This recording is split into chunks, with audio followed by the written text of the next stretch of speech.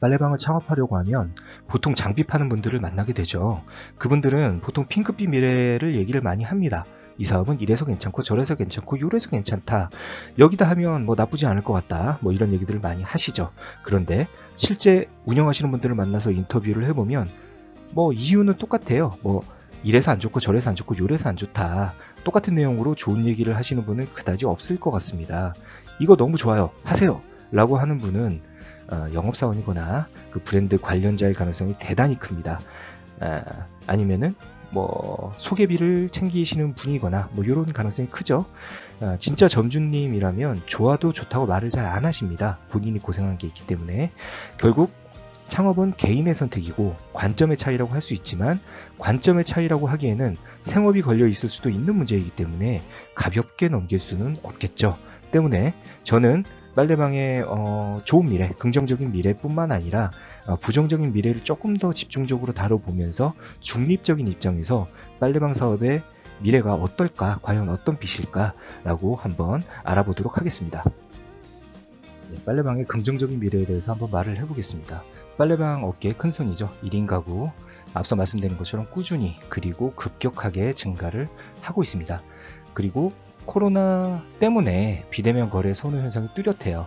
그래서 무인 점포 사용을 많이 하고 있습니다. 무인 점포 사용이 늘어나면서 실제 무인 점포에 대한 거부감도 줄어들고 있고 시장 저변 확대가 됐기 때문에 꾸준히 신규 유저가 유입이 되고 있어요.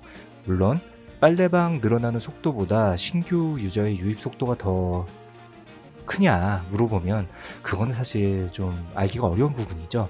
하지만 신규 유저의 절대값으로 보면은 늘어나고 있는 것만은 확실한 사실입니다.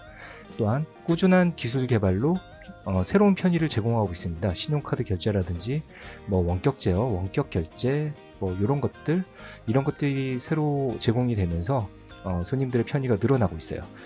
업종 콜라보 역시 다양해지고 있습니다. 다양한 업종들과 요즘 콜라보를 해서 업주분들께서 매출의 다각화를 노리는 추세인데 이게 빨래방에 뭐 큰 도움이 될까, 뭐 이게 대세가 될까 이렇게 말한다면 저는 글쎄요라고 말을 하고 싶네요.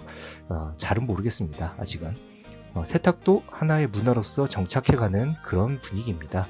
요즘 빨래방들 보면 너무 이제 편하고 아늑하고 이쁜 곳들이 많죠. 물론 그렇지 않더라도 장사가 잘 되는 곳은 뭐 꽤 있지만 기왕이면 다홍치마라고 조금 더 이쁘고 편하고 아늑한 곳을 사람들은 찾게 될 것 같고요. 그런 매장일수록 빨래방에 빨래만 하러 가는 게 아니고 뭐 휴식하러 간다, 아니면은 뭐 빨래방에서 빨래하는 게 즐겁다, 뭐 이런 말씀하시는 분들도 있기 때문에 문화로서 정착되고 있는 거는 좀 어느 정도 사실인 것 같습니다. 그리고 요즘 한국뿐만이 아니고 전 세계의 기후가 거의 미쳤죠. 우리나라도 여름 날씨가 거의 동남아처럼 너무 덥고 너무 습한 날씨가 되어가고 있어요. 여름은 더 덥고 습해지는데 그렇다고 뭐 겨울도 온도가 많이 올라갔느냐?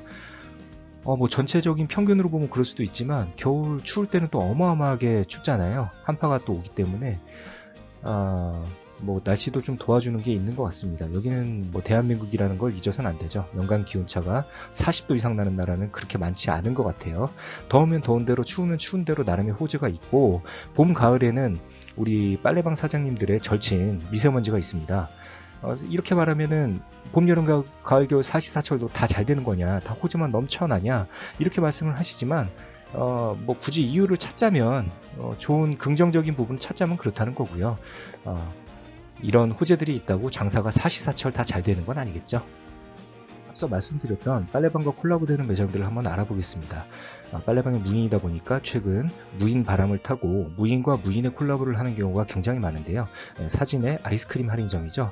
아이스크림 할인점이나 이제 무인 카페, 무인 편의점, 무인 밀키트 판매점, 그리고 여기는 안 써있지만 무인 애견용품점 뭐 이런 것들이 있고요. 무인 아이템들이 워낙에 많고 요즘 잘 나오다 보니까 비슷한 종목끼리 결합하는 경우가 있는데 뭐 개인적으로 효과는 잘은 모르겠어요. 사견입니다. 그리고 빨래방과 유인 매장의 콜라보는 예전부터 많이 있었던 시도예요. 흔히들 알고 있는 크린토피아 같은 서비스들, 세탁소 드라이 서비스와 뭐 수선실 이런 것들과 콜라보를 했던 매장들이 있는데 나름 성공적이었던 것 같고요. 그 다음은 카페나 편의점, 이게 제일 많이 했던 것들 중에 하나죠. 매장 관리에 강점이 있습니다. 유인 매장이 붙어 있기 때문에. 하지만 잘못 들어가면 손해를 더블로 볼 수 있어서 신중해야 할 것 같습니다.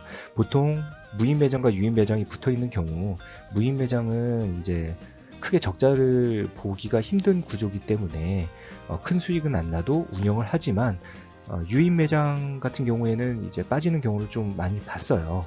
그래서 뭐가 좋다 나쁘다 할 수는 없지만 그런 리스크는 있다. 그거를 알아주시면 좋을 것 같고, 여기 있는 내용 중에 이제 수선실이나 네일샵들 이런 것들은 나름의 시너지가 있는 것 같습니다. 공간이 크게 필요하지 않기 때문에 매장이 큰 점주님들 거기서 한 4, 5평 정도 칸막이를 치고 쪼개서 샵인샵으로 입점을 시키는 경우가 있는데 뭐 나쁘지 않은 것 같아요. 수선실은 당연히 뭐 비슷한 연관 있는 업종이고, 네일샵 같은 경우에는 제가 뭐 네일을 받아보진 않았지만 시간이 좀 걸리는 것 같으니까 네일 받고 이제 빨래하고 세탁이 끝나면은 이제 건조 돌리고 마무리하고 나쁘지 않은 것 같습니다. 업종과 콜라보를 할 때는 그 업종의 그 한 사이클, 이용 사이클이 좀 비슷한 업종을 고르시는 게 어떻게 보면은 성공의 열쇠인 것 같기도 합니다. 말씀드렸던 부분들은 주로 빨래방의 샵인샵으로 다른 업종들이 들어온 케이스인데요. 그 반대의 케이스도 있습니다. 가장 편하게 볼 수 있는 가장 쉽게 볼 수 있는 걸로 이제 세차장에 콜라보된 빨래방들, 이런 케이스들이 있을 수가 있겠죠.